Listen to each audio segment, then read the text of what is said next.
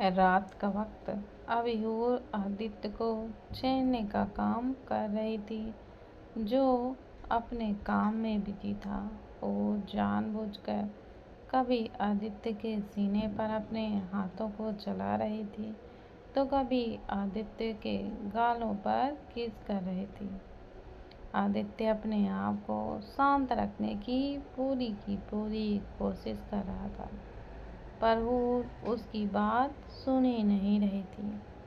तभी आदित्य हूर की तरफ देखते हुए उससे कहता है, एंजल, मैं आपको एक लास्ट वार्निंग दे रहा हूँ कि मुझे परेशान करना बंद करो, वरना आप बहुत ही ज़्यादा पछताओगी। मुझे काम करने दो और आप जाओ, सो जाओ।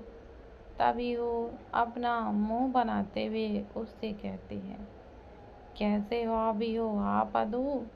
यहाँ पर आपकी क्यूट सी वाइफ को बोर हो रही है और आपको अपने काम की पड़ी है। अदू प्लीज छोड़ो ना आपके इस लैपटॉप को, और उसे आप ऐसे पकड़ के बैठे हुए हो जैसे वो लैपटॉप नहीं आपकी बीवी हो। अदू, आप मेरी बात सुन रहे हो?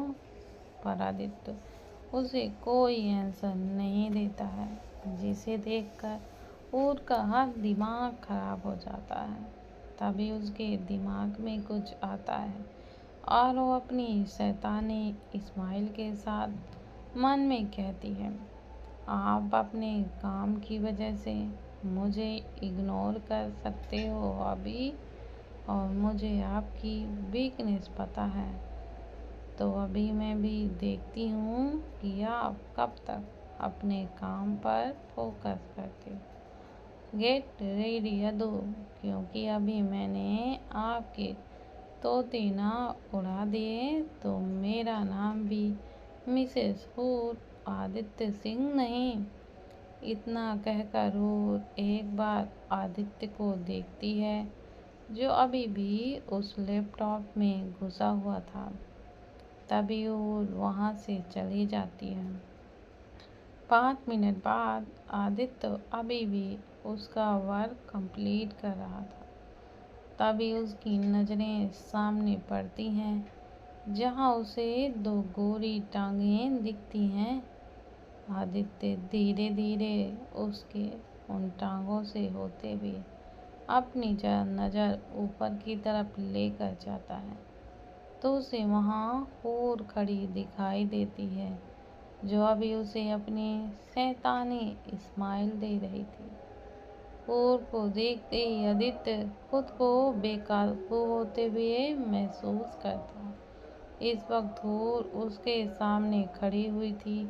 उसने अभी एक रेड कलर की सिल्क की नाइटी पहनी हुई थी, जो कि थाइस तक ही आती थी, और वो नाइटी स्ट्रिम वाली थी, जो इसमें हूर के कंधे दिखाई दे रहे थे।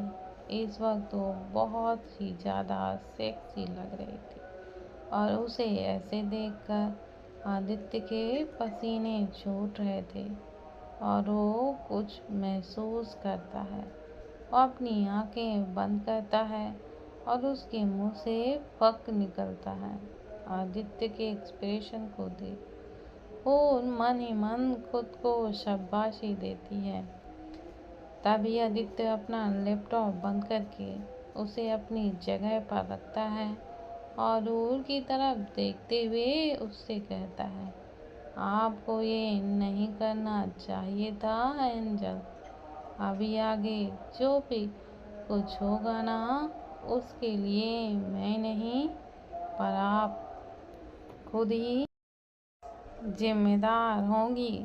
वैसे हूर ने ये सोचा भी नहीं था कि उसका प्लान ही उसमें ही भारी पड़ेगा। वो तो बस आदित्य का ध्यान अपनी तरफ खींचना चाहती थी, पर अपने इस कदम की वजह से उसे अभी थोड़ी भारी कीमत चुकानी पड़ सकती थी। आदित्य बिना वक्त गंवाए हूर पर किसी भूखे शेर की तरह झपट पड़ता है और फिर उस रूम में बस हूर की चीखें और सिसकियाँ और आदित्य की बहुत ही तेजी से आहें भरने की आवाज़ें गूंजने लगती हैं। अगले दिन जब आदित्य की नींद खुलती है, तभी उसका ध्यान हूर की ओर जाता है, जो अभी उसके ऊपर सोई हुई थी। और अभी उसके फेस को देखकर ये साफ तौर से पता चल रहा था कि वो कितना ज़्यादा थकी थी। आदित्य हूर के बालों को ठीक करते हुए उससे कहता है, आई एम सॉरी जान। मुझे पता है कि कल रात मैंने आपको बहुत ही ज़्यादा परेशान किया और साथ में आपको तकलीफ भी दी, पर उसके लिए आपने ही मुझे प्रेशराइज किया था, तो मैं भी अपने आप को नहीं रोक पाया। Sorry angel. तभी आदित्य हूर के माथे पर किस करता है और साइड टेबल से अपना फ़ोन उठाते हुए उसमें टाइम देखता है। टाइम देखते ही आदित्य की आंखें बड़ी बड़ी हो जाती हैं।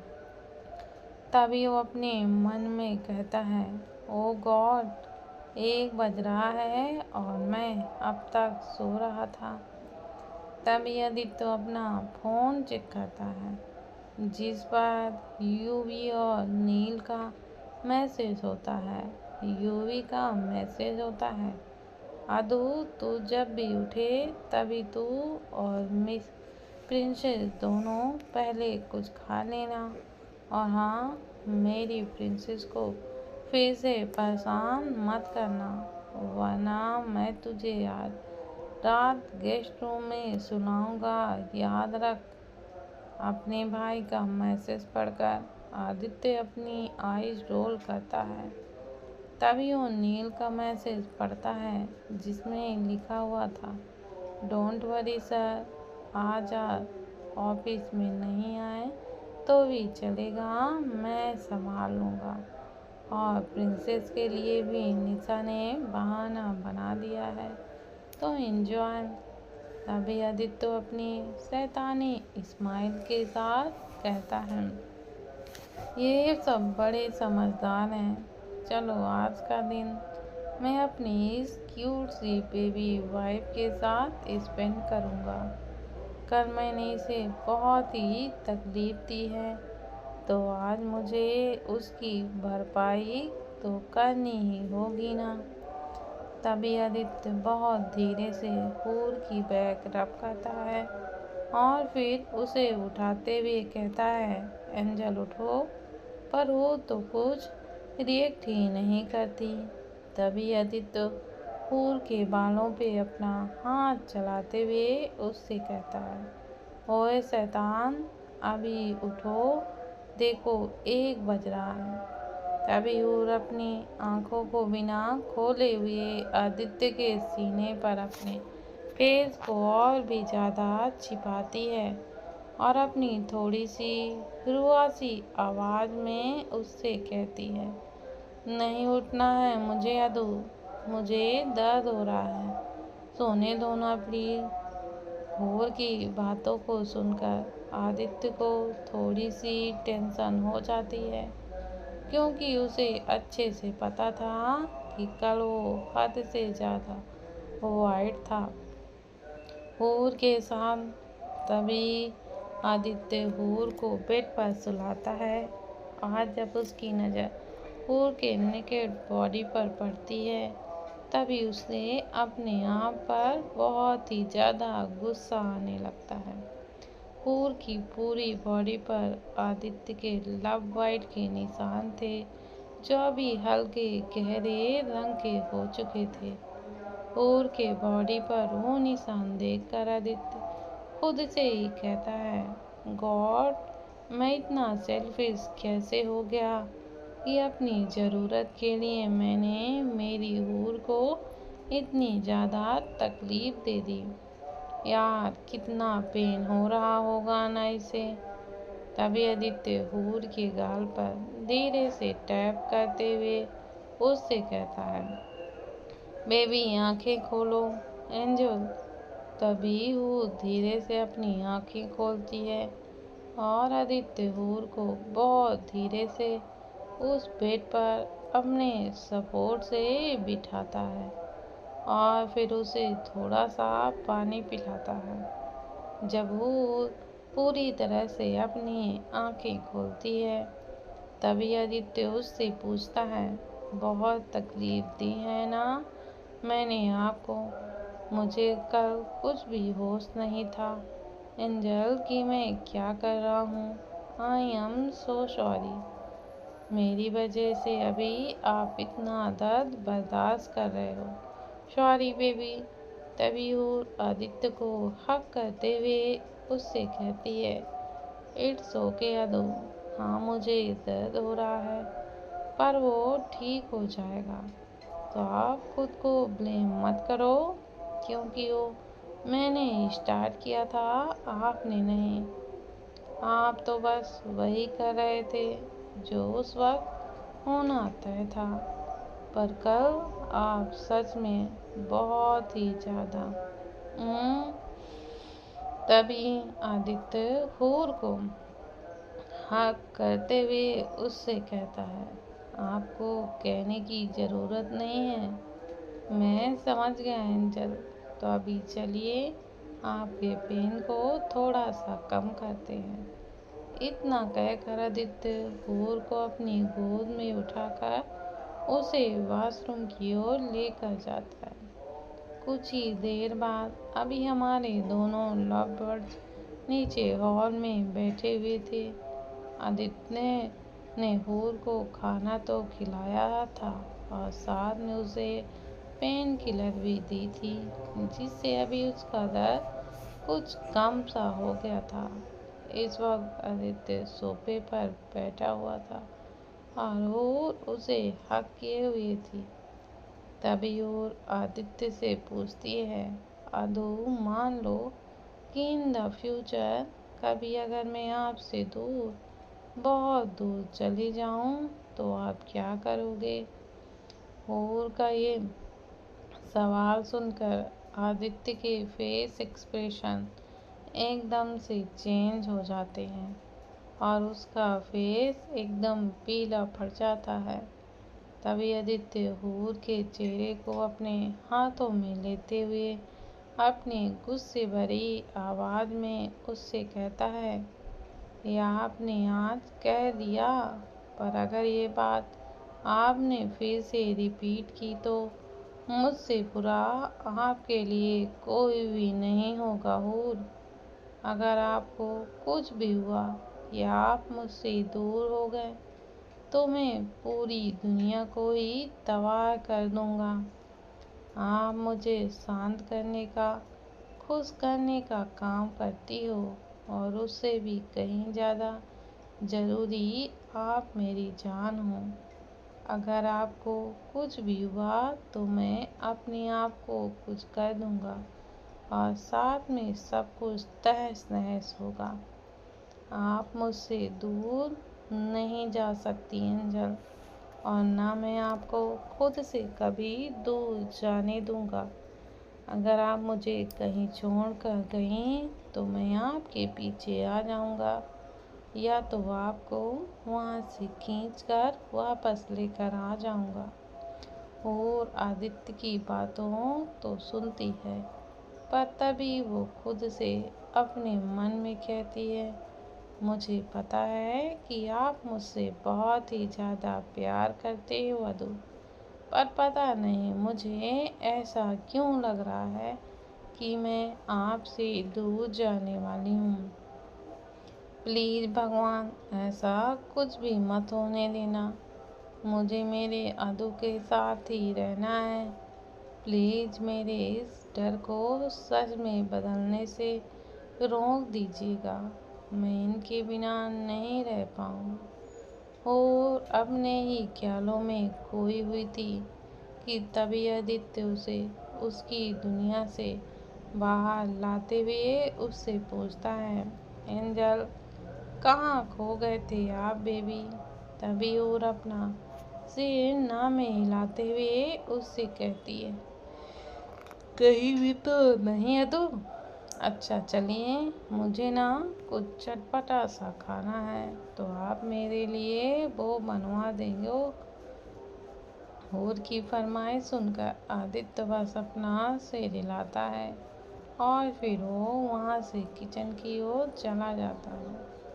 इधर हूर को वहीं अजीब सी फीलिंग आने लगती है, पर वो उसे इग्नोर करती है और हॉल पर टीवी ऑन करती है और उसमें वह कुछ मूवी को देखने लगती है। इसी के साथ वो वक्त निकल जाता है और सब अपनी अपनी लाइफ में बिजी हो जाते हैं। वो पांचों लड़कियां हूर, अलीना, निशा, शिखा और ईशा अपने ऑफिस में पूरी तरह से एडजस्ट हो जाती हैं। और अभी तो आधे से ज़्यादा ऑफिस की वो सब स्पेशली हूर फेवरेट होती है। हूर और उसकी टीम एक दो बार और प्लास्टिक डॉल मिका और उसकी 3 तितलियों को इंसल्ट करती हैं, जिसके बाद वो लोग उनके आगे आते ही नहीं हैं, तो भी वहाँ उन्हें कोई परेशान नहीं करता। हूर वहाँ बहुत अच्छे से सीखने लगती है। तो वहीं आदित्य और हूर का आपस रोमांस कभी नहीं छूटता। अब तक वहाँ किसी को ये पता नहीं चलता था कि हूर आदित्य की वाइफ है और ना ही उन्होंने कुछ भी बताया था। वहीं दूसरे तरफ आयु और निशा का रिश्ता भी धीरे धीरे और भी गहरी और मजबूत होता जा रहा था। जब भी उन दोनों के पास थोड़ा सा फ्री टाइम होता था, वो लोग एक दूसरे के साथ वक्त बिताते थे। यूवी की लाइफ में अभी तक कोई नहीं था और वो शायद अभी चाहता भी नहीं था कि उसकी लाइफ में कोई भी आए। वो तो अपने दोनों भाइयों को उनकी लाइफ में आगे बढ़ता देखकर, उन्हें पूरी तरह से सेटल होते हुए देखकर ही खुश था और उन्हीं में तो उनकी खुशी थी। वो जब भी भगवान से कुछ मांगता था तो बस उनके लिए ही मांगता था, अपने लिए कुछ भी नहीं। अभी रही बात हमारे आदित्य और उसकी एंजल की, तो वक्त के साथ उन दोनों का प्यार एक दूसरे के लिए और भी गहरा होते जा रहा था और आदित्य हूर को उसके हर फैसले में पूरा सपोर्ट करता था और साथ में जब हूर कुछ गलती करती तो उसे डांट भी वैसे ही लगाता था। आदित्य जितना लविंग और केयरिंग था, उतना ही वो स्ट्रिक्ट और स्ट्रेट फॉरवर्ड भी था। जो भी बातें उसके दिल में होती थी, वो उसे बिना छिपाए बोल देता था। और हूर को अभी ये तो पता चल ही चुका था कि आदित्य को कैसे हैंडल करना है, तो वो आदित्य पर चिढ़ने के बजाय उसे समझती थी और शायद यही बात थी जो आदित्य को बहुत ज़्यादा पसंद थी। इन सब में हूर को अभी भी वो फीलिंग आती थी और उस वजह से उसे कभी कभी थोड़ा बेचैनी सी होती थी, पर वो उस फीलिंग को हमेशा हमेशा इग्नोर ही कर देती थी। 6 महीने बाद इस वक्त तो सभी तीनों भाई और पूरी dream achiever group shopping mall में थे, क्योंकि उन्हें बहुत ही सारी शॉपिंग जो करनी थी, क्योंकि अगले हफ्ते से वाई और निशा की शादी की रिचुअल स्टार्ट होने वाले थे और सब बहुत ही ज़्यादा एक्साइटेड थे। उन दोनों ने अभी तक एंगेजमेंट भी नहीं की थी। उनका प्लान शादी से तुरंत पहले एंगेजमेंट करने का था। आयु के कोई पेरेंट्स नहीं थे उसके जो कोई भी थे, उनके दोनों भाई थे। तो शादी की सारी जिम्मेदारी युवी और आदित्य के कंधों पर ही थी। और निशा की तरफ से तो उसकी माँ तो नहीं थी, बस उसके डैड थे। तो उधर से पूरी जिम्मेदारी निशा के डैड ही संभाल रहे थे। और उनके पास अभी ज़्यादा वक्त भी नहीं था, इसलिए ये शादी की सारी शॉपिंग वो लोग अभी से ही कर रहे थे। अब तक उनकी शॉपिंग तो हो चुकी थी, बस कुछ बेसिक सी चीज़ें ही उन्होंने पहले ले ली थी। बाकी के लिए वो बच्चियाँ पार्टी निशा और हूर को छोड़कर पूरा ग्रुप तो थी ही ना, उन सब ने शॉपिंग कर ली थी। और जब वो मॉल से बाहर आए तभी हूर उन सब को रोकती है। तभी हूर उन सब की तरफ देखते हुए उनसे कहती है, गाइस, मैं क्या कहती हूँ कि अगले हफ्ते से भैयू और दीदू की शादी के सभी रिचुअल स्टार्ट हो जाएंगे और हमें शायद टाइम भी नहीं मिलेगा। तो क्यों ना अभी हम मंदिर जाकर अपना माथा टेक आए। मतलब देखो, अभी ना शाम का वक्त है और हम सब इतने ज़्यादा खुश भी हैं, तो इससे ज़्यादा अच्छी बात क्या ही हो सकती है। और वैसे भी मंदिर जाने का कोई वक्त भी तो नहीं होता। तभी वो आदित्य का हाथ पकड़ती है और उसे अपनी पपी आइस दिखाते हुए उससे कहती है, चलिए नहा लो प्लीज़, बस थोड़ी देर में आ जाएंगे। अभी आदित्य हूर के माथे पर किस करते हुए उससे कहता है, मैंने कभी आपकी कोई बात टाली है जो कि मैं अभी टालूंगा। चलो चलते हैं। तभी वो सब अपने अपने शॉपिंग बैग को ड्राइवर के हाथों घर भेज देते हैं और वो सब मंदिर के लिए चले जाते हैं। वहीं दूसरी तरफ एक औरत जिसकी उम्र लगभग 25 के आसपास होगी, वो किसी से डरकर भाग रही थी, पर वो एकदम अकेली नहीं थी। उस औरत के हाथ में अभी एक बहुत ही छोटा सा बच्चा भी था, जो शायद नहीं पर सिर्फ 1-2 महीने का होगा। और उस औरत के सिर पर और उसकी बॉडी में भी जगह जगह बहुत गहरे घाव बने हुए थे।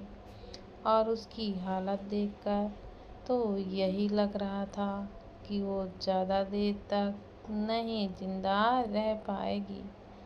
तभी अचानक से वो बच्चा या फिर बच्ची रोने लगता है और वो औरत उस बच्चे को अपने सीने से लगाकर उसे चुप करवाते हुए अपनी धीमी सी आवाज़ में कहती है, चुप मेरी बच्ची, कुछ नहीं होगा तुम्हें और मैं तुम्हें कुछ होने भी नहीं दूंगी।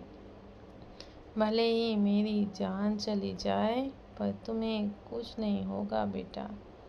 वो बच्ची रो ही रही थी और उसके रोने की आवाज़ को सुनकर वो आदमी जो उस औरत और उस बच्ची को मारना चाहते थे, वो सब अलर्ट हो जाते हैं और उस आवाज़ को सुनकर उस तरफ बढ़ने लगते हैं।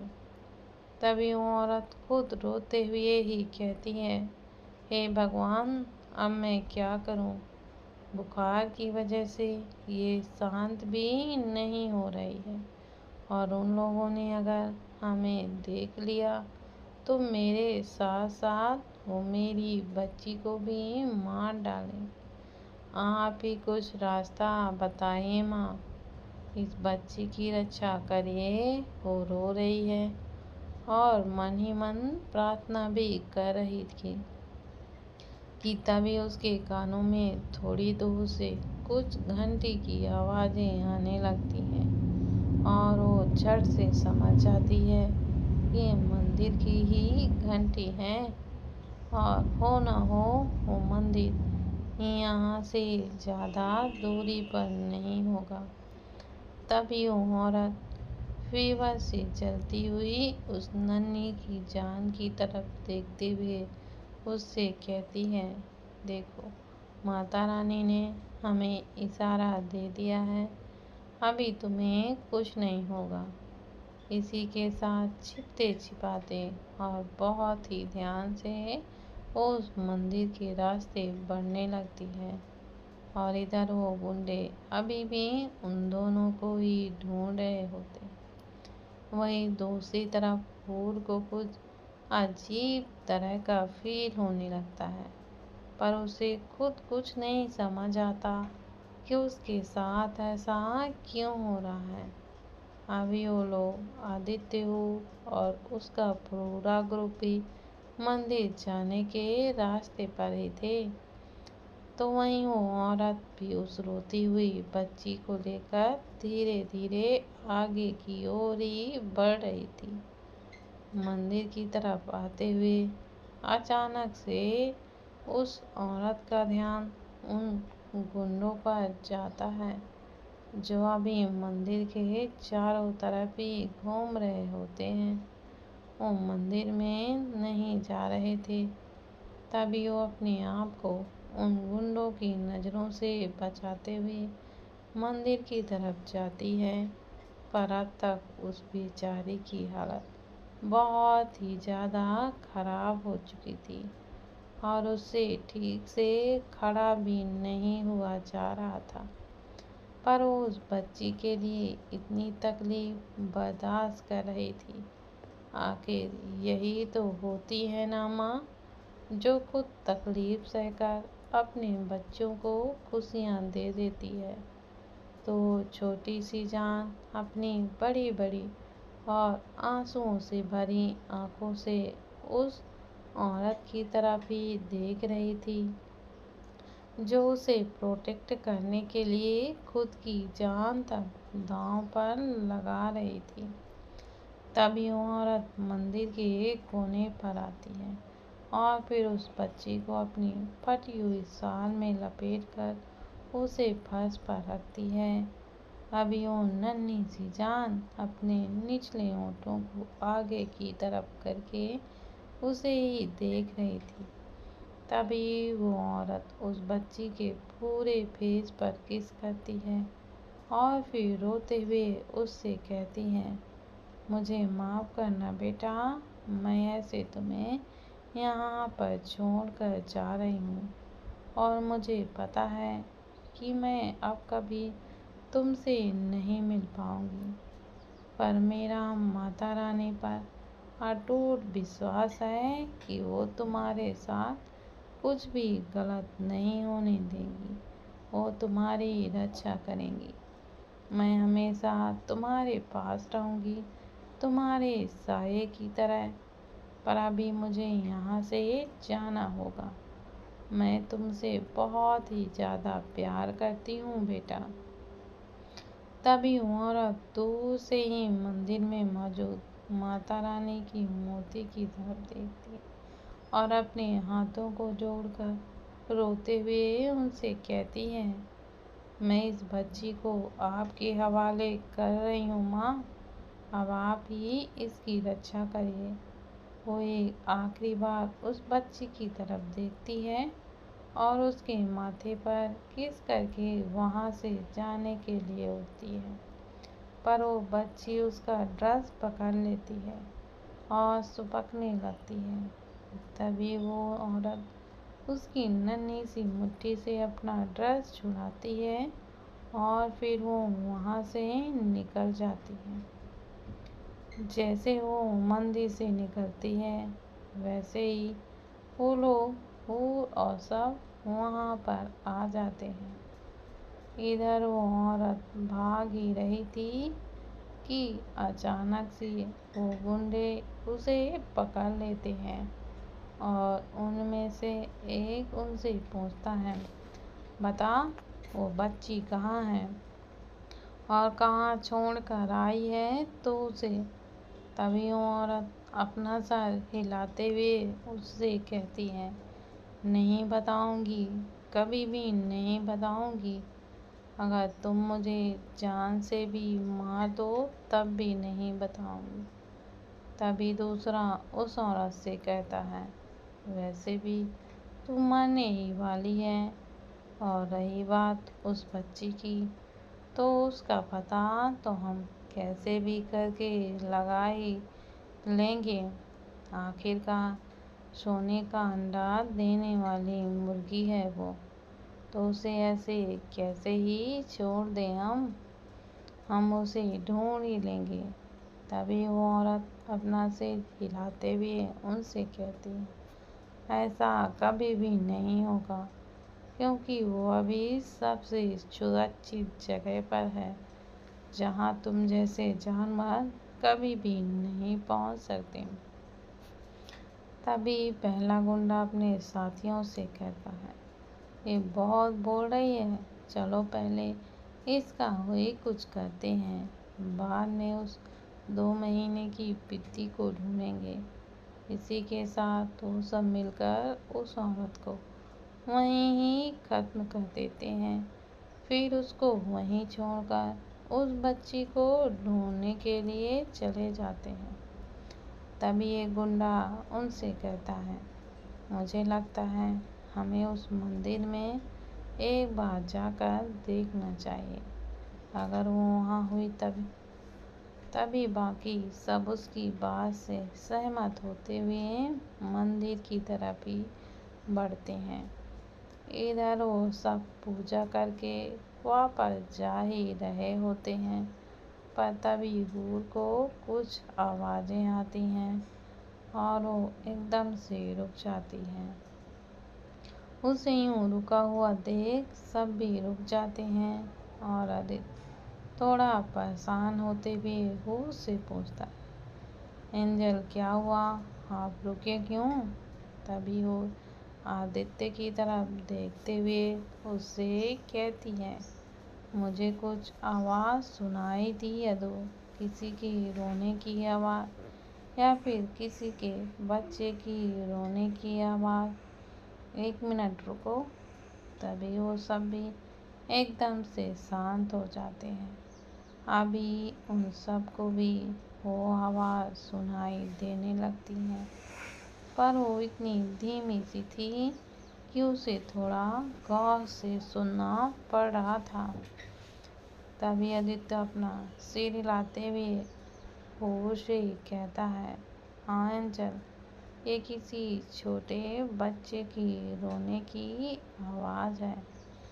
गाइस ढूंढो वो बच्चा, यहीं कहीं आसपास ही होगा। वो सब अपना अपना सर हिलाते हैं और इधर इधर ढूंढने लगते हैं, पर वो बच्ची कोई नॉर्मल चीज़ नहीं थी जो किसी को भी मिल जाए। वो तो जिसके नसीब में थी उसे ही मिलनी थी, और शायद इसी में माता रानी की मर्जी भी थी। वो सब पिछले 5 मिनट से ही ढूंढ रहे थे, पर उन्हें कुछ भी नहीं मिल रहा था। तभी वो सब एक जगह पर आकर रुकते हैं और आयु होश से कहता है, प्रिंसेस, शायद वो बच्चा अपनी माँ के साथ ही चला गया होगा। और देखो, अभी कोई आवाज़ भी तो नहीं आ रही है ना, तो चलो हम भी चलते हैं।